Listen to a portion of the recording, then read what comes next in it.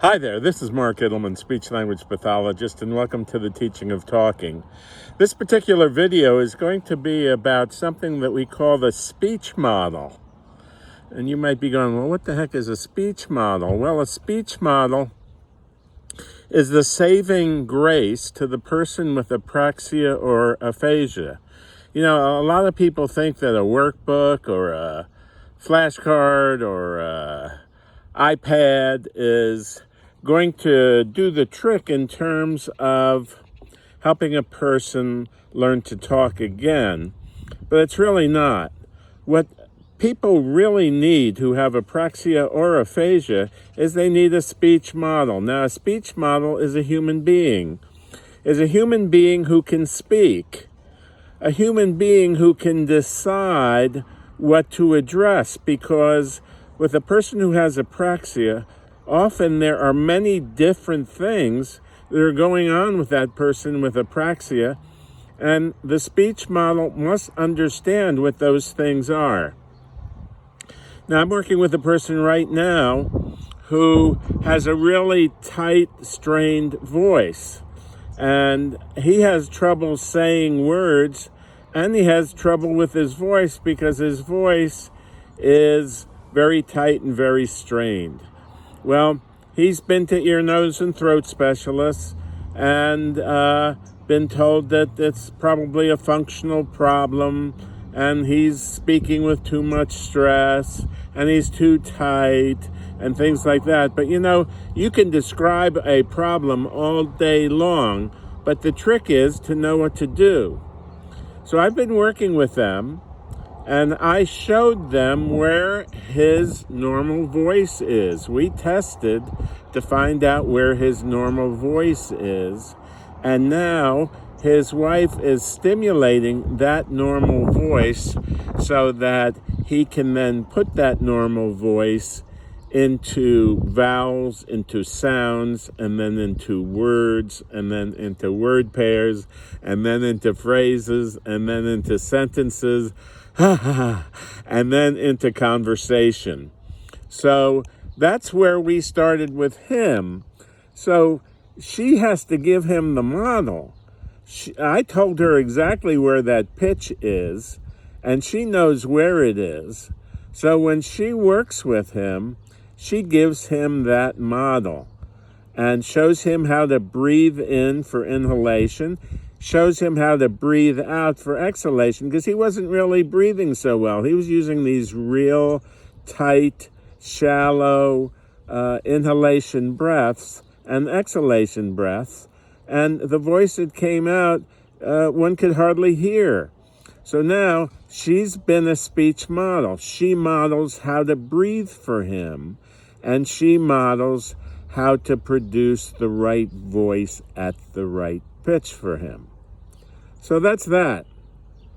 Now we're working with other people who can't even produce a vowel sound.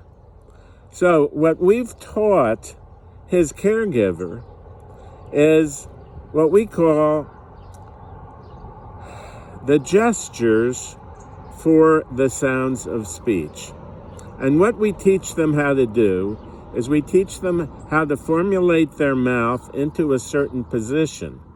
Now, there's a wonderful concept in speech therapy, especially for apraxia, and that is that the formation or the placement of the mouth, the placement of the lips, the placement of the tongue, where they all go. You've got to put the tongue in the right place and the lips in the right place. Now, if you don't have them in the right place, then something else comes out. And that's why a lot of people with apraxia are not understood, because of the fact that when they attempt speech, the sounds of speech are inaccurate. They're not producing the sounds correctly, and therefore they're trying to put those sounds together to make a word, and it's coming out so that people have no idea what the person is saying. So what we teach caregivers also is how to produce vowels, how to produce the consonants, how to combine vowels and consonants, how to combine consonants and vowels accurately. So what we have to do is we have to take these folks back to the language learning and speech learning process, which occurs usually during the first year of life, because what's happened is that program that used to know, or that a person doesn't have because they never learned it. So whichever you are, whether you're a person who just has not developed speaking properly, or a person who has developed speaking properly, if you lose that ability, or if you don't know the program for how to produce the vowels and the consonants and how to combine them into words, you've got to start there. You can't start at a single word. You can't start at a phrase or a sentence, and by golly, it's not going to happen by singing happy birthday. So that's a little bit about apraxia. The speech model learns the gestures, learns the positions for the vowels, for the consonants, learns how to combine them for the person with apraxia so that they can produce those sounds. Now, one of the things we make sure of is that a caregiver never really covers something or reviews something that a person with apraxia cannot say or do. That's why we start out very, very, very simply. And when you start out simply, just about anybody can get it. Now, one of the problems is, like one of the problems I had in learning when I was in school was sometimes I'd have a teacher that would talk so fast that I couldn't process what they were saying. And they covered so much material that I just couldn't keep up because I wasn't able to decode. I wasn't able to comprehend what was being said. And that's what happens a lot with speech therapy. Sometimes a caregiver or a therapist may speak too fast, or may try to teach a person with apraxia or aphasia something at a speed that they would learn. But a lot of times people need a different speed and a different way. So everybody learns differently.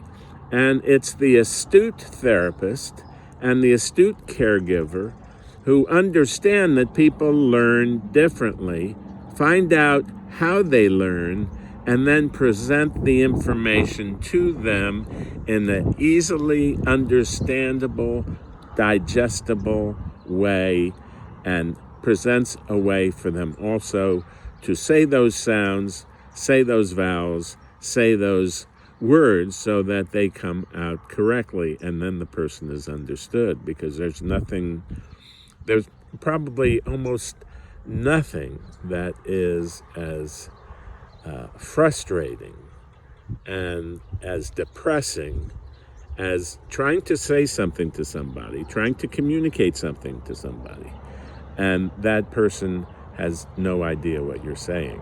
So this is Mark Idelman, speech-language pathologist.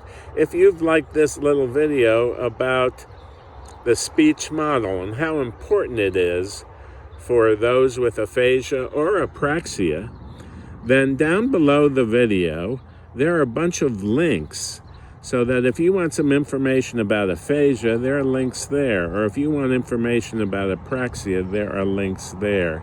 If you want to contact me by email, there's a link there.